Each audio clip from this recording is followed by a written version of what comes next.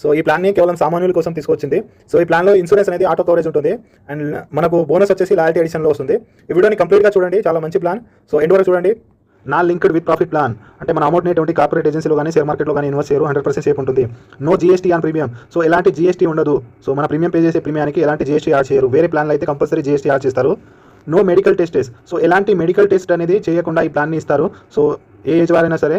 And auto cover insurance. So policy lapse అయిన day నుంచి కొంతకాలం అయితే మనకు ఇన్సూరెన్స్ అనేది రన్ అవుతూ ఉంటుంది ఈ ప్లాన్లో. సో చాలా మంచి బెనిఫిట్ అనుకోవచ్చు ఇది.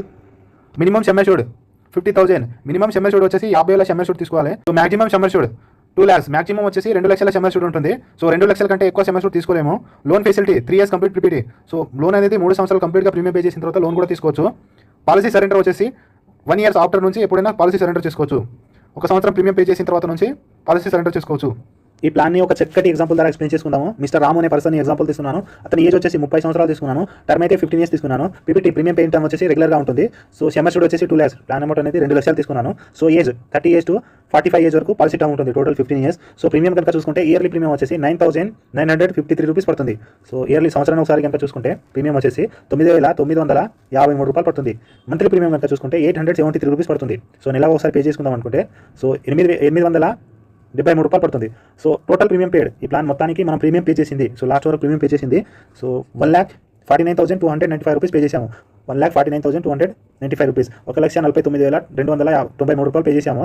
సో మెచ్యూరిటీ టైం 45 ఏజ్కి మెచ్యూరిటీకి రిటర్న్ వచ్చేసి అన్నిటికంటే ముందు సమ్మర్ష్యూర్డ్ వస్తారు. సమ్మర్ష్యూర్డ్ వచ్చేసి 2 లక్షలు 2 lakhs. సో లాయల్టీ ఎడిషన్ వచ్చేసి 30,000 వస్తుంది. సో లాయల్టీ ఎడిషన్ వచ్చేసి 30,000 వస్తుంది. టోటల్ రిటర్న్ వచ్చేసి 2,30,000 వస్తుంది.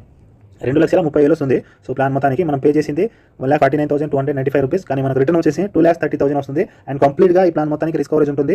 అండ్ టోటల్ ఈ అమౌంట్ వచ్చేసి income tax benefit section 80C కింద 1010D కింద ట్యాక్స్ ఫ్రీ వస్తుంది. సో 80C కింద మీరు ట్యాక్స్ రిడక్షన్ చూపించుకోవచ్చు. 1010D కింద ట్యాక్స్ ఫ్రీ అమౌంట్ వస్తుంది. ఈ ప్లాన్లో ఇప్పుడు రిస్క్ కవరేజ్ చూసుకుందాము. సో ఈ ప్లాన్ మధ్యలో మనకి ఏమైనా ప్రమాదం జరిగితే ఎంత అమౌంట్ అనేది ఇస్తారు అనేది చూసుకుందాము. సో సమ్మర్ష్యూర్డ్ వచ్చేసి 2 lakhs తీసుకున్నాం కాబట్టి 2 lakhs ప్లాన్కి సో 105% ఆఫ్ సమ్మర్ష్యూర్డ్ ఇస్తారు. 105% ఆఫ్ సమ్మర్ష్యూర్డ్ ఇస్తారు. సో న్యాచురల్గా రిస్క్ జరిగితే 2,10,500 వస్తుంది. 2,10,500 వస్తుంది సహజ మరణం జరిగితే. 2,10,500 వస్తుంది. అదే యాక్సిడెంటల్ రిస్క్ జరిగితే ప్లస్ 2 lakhs ఇస్తారు. అదనంగా 2 లక్షలు అనేది ఇస్తారు ప్రమాద బీమా. సో ప్రమాదంగా మరణం జరిగితే అదనంగా 2 లక్షలు ఇస్తారు. టోటల్ వచ్చేసి 4,10,000 వస్తుంది. టోటల్ వచ్చేసి 4,10,500 వస్తుంది. సో ఇందులో లాయల్టీ ఎడిషన్ కూడా యాడ్ అవుతూ ఉంటుంది.